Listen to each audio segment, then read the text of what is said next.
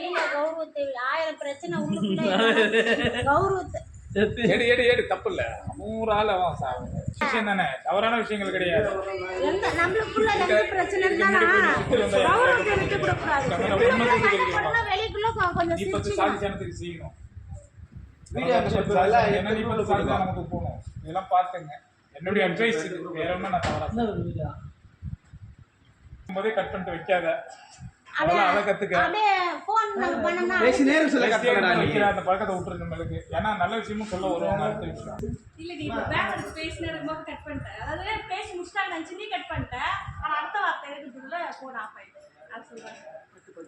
இப்ப நானும் கல்யாணம் பண்ண தம்பி பாரு. சரி, வாழ்த்துக்கள்.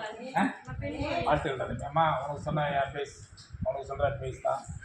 நான் மூத்தவனா இருக்கேன், மூத்தவனும் வச்சுருக்கீங்க, மூத்தவனா இருக்கேன். மூத்தவனை கட்டுக்கு ஒன்றும் சொல்லலைன்னு நீங்கள் எதுவும் தவறாக வச்சுக்கிறீங்க. வாழுங்க, வாழ்க்கையில் வாழும்போது எல்லாரும் வாழும்போது நீங்களும் வாழுங்க. சரியா? வாழ்த்துக்கள்.